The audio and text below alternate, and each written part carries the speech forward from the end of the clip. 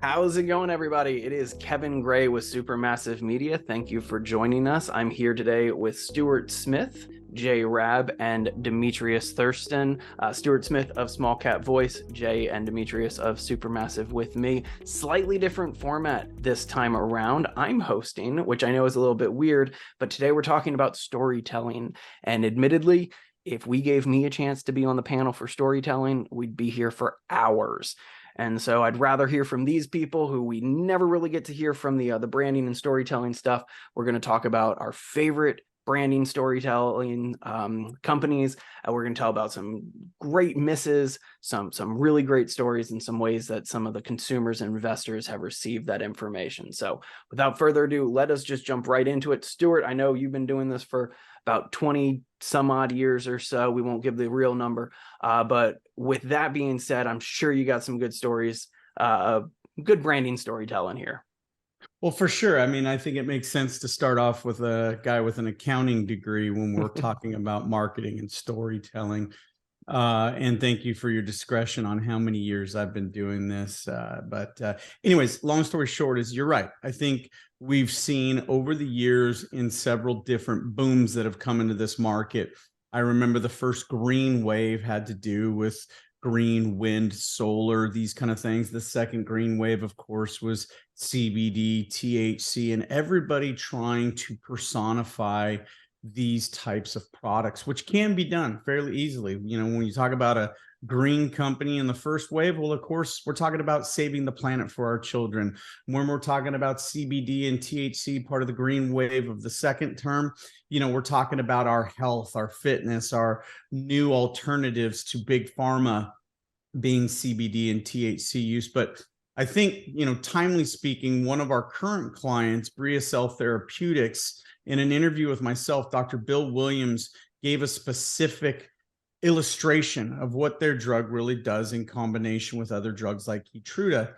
And at the time, as the host of the interview, it sort of went over my head a little bit and it almost hit me as a little morbid, but he talked about a woman with stage 4 breast cancer in hospice. So you may or may not know, being as young as you are, when you're in hospice, that's pretty much your final stages of life. And their drug therapy regimen allowed her to have an additional 6 months of life. And this story caught fire, and people were reaching out to the company, wanting to know more about this woman, wanting to know more about the trials, because he added that personal touch to it, the person of storytelling, where it's people, places, purpose, and plot. You know, storytelling, when you're telling it about a stock or a company, is the same as storytelling when you're trying to develop a plot for your movie or for your play.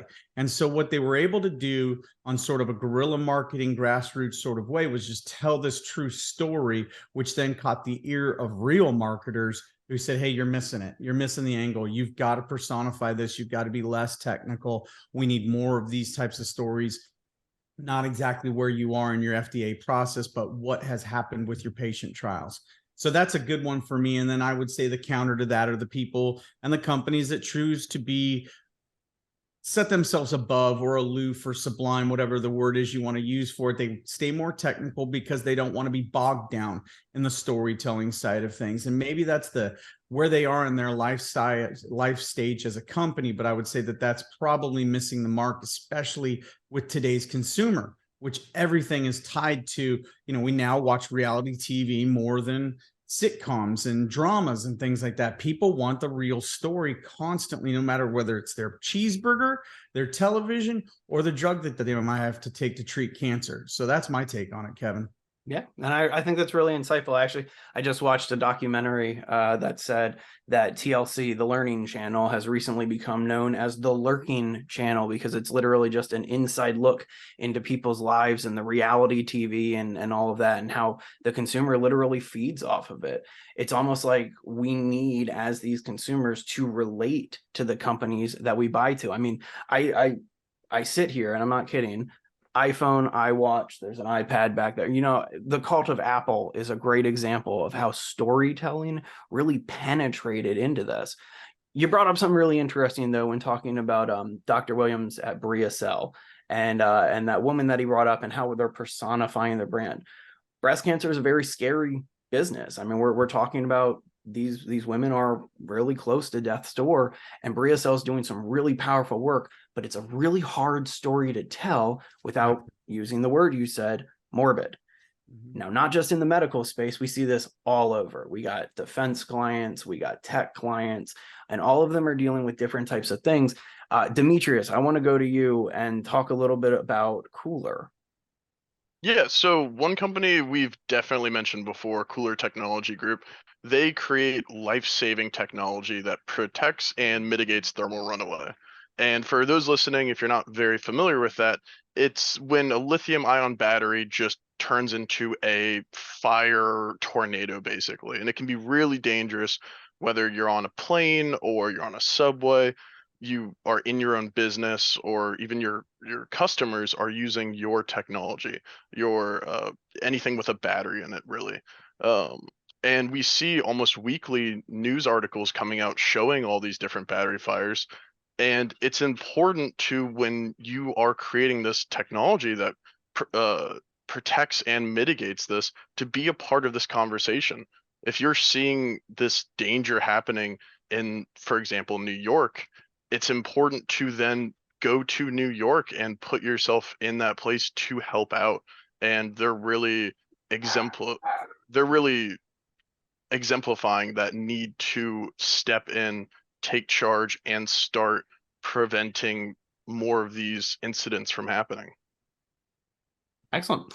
And I think that's a very good point. And I mean, it really comes down to how can you tell this type of a story? We deal with this almost every single day, and I could probably list dozens and dozens of examples of ways that we've had to sit down with clients and said, you're not telling your story. You're just sitting there on the sidelines. You got to tell something. You got to at least reach out there because people need that emotional connection. Now, we've done these roundtables for about a month now, and I realize that Jay on these calls has kind of a weird position at Supermassive Media, being our community manager and all that. A lot of people, they ask, what exactly does Jay do over there? Everyone in the marketing space needs a community manager. His responsibility is to literally read all the comments we receive, all the messages we receive, every single piece of communication that our clients receive. He reads and then facilitates back to our clients every single day. And it is a lot of legwork, but he's the one actually communicating with the consumers. And that's why I think that this is a really insightful part of this conversation. Jay, there's probably a few CEOs listening in on this. How can we, as companies, tell better stories to better reach the investor? It's natural when you get on this interview and we see how Stuart set this example up of that the story just came out because you're having this interview and having it. It's a little more difficult especially for CEOs, to have all these investors on these social media channels, and all they're asking for is, hey, how are you moving our stock? How are you doing this? And so they get so blindsided in focusing on those investors that they don't focus on their story, and they need to find a way to narrate what they are saying in these interviews to be able to convey that into their social media posts, being able to share these tidbits of this story of how this woman is recovering from with BriaCell, or how KULR is stopping fires, or just how they are making a difference in their particular sector. I love when a company can share what their mission is. And if you're able to share what your mission is, you're not only going to get your investors on board because they want a mission, they want something to back up that they feel is important, but also you're going to bring in those customers, because those customers are going to be looking at you, and you're sharing your story to those customers right where they go to. I think that's a really, really solid point. It reminds me of many a conversation I've had with Mark Hazout over at SusGlobal Energy. And if you ask him just the right question, that man will share his vision for that company, for SusGlobal. It is breathtaking. He truly believes that he is called to be a steward of this earth and take care of it from a very kind of esoteric level, a calling. And that's something I think is really powerful. I think that level of storytelling is why Sus is kind of doing pretty good right now. I really want to say thank you to everybody sitting here on this panel. It's a good information to have, and I definitely love having these conversations. We'll have more of them in the future. Stuart, if you let me host more in the future, I promise we'll have some fun conversations too, but we definitely need more insights from you instead of just questions, that's for sure. With that being said, this is Kevin Gray of Supermassive Media, and on behalf of Stuart Smith of Small Cap Voice, Jay Rabb, and Demetrius Thurston, thank you all for tuning in.